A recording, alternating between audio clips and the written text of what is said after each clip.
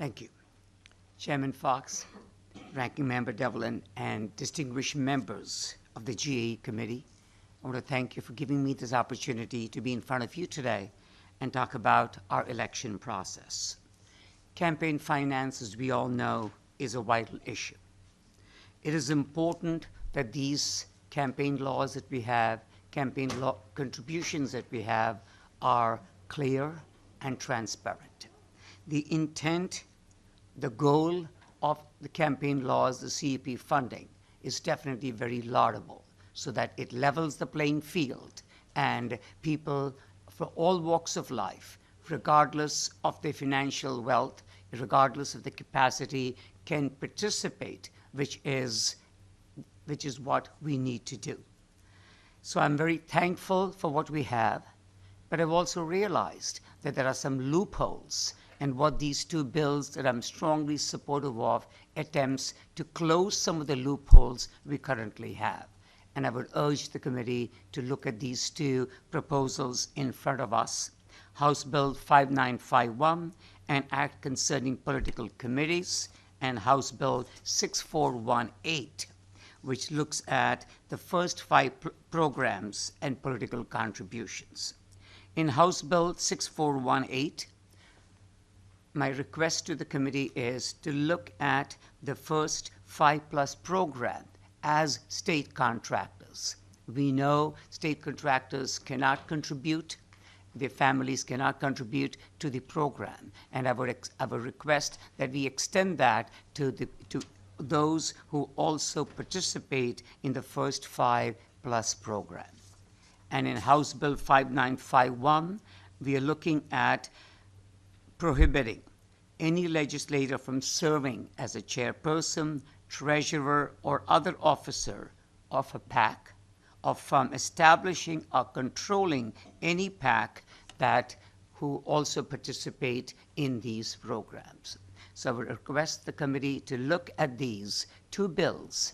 The intent here is to make sure that we have clean elections, elections that are transparent, and close the loopholes, which obviously are unintended consequences. Thank you very much for giving me this opportunity this afternoon, and I'm willing to answer any questions and be any further assistance if the committee so chooses. Thank you very much, Representative. Any questions? Representative Devlin. Thank you, Mr. Chairman. Thank you, Representative, for being here. Is it practice now that those companies in the first 5 program, that they are contributing to political campaigns? Thank you, Representative, for that question. And they are not prohibited from contributing. So I really don't know whether they actually contribute to a particular program or not. They have definitely not done to mine. But regardless of that, can they contribute is the question. And this bill says that they will be considered as contractors. And because of that, the same law would apply to them as well.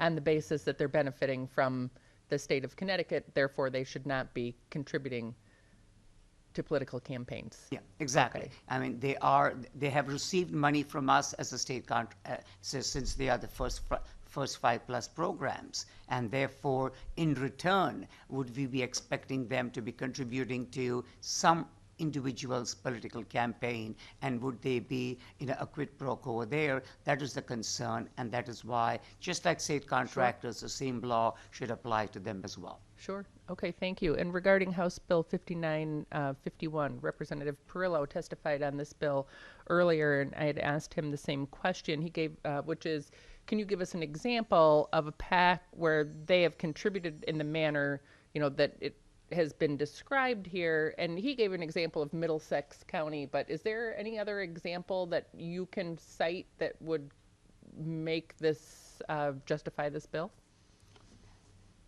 Thank you, Representative Devlin, for that question. In fact, somebody approached me in the previous cycle and saying that they would like to participate and they would like to, to contribute to the campaign. And that's when I realized, I didn't know that, that they were not aware that the political action committees would not be allowed to do so. And so obviously, to be on the safe side, I said, no, thank you very much. I appreciate the offer, but I really do because I firmly believe in clean elections. I firmly believe in transparency. So I think the information needs to be out there loud and clear that if you are a legislator, PAC monies in these kind of situations cannot be a source of being a contributor.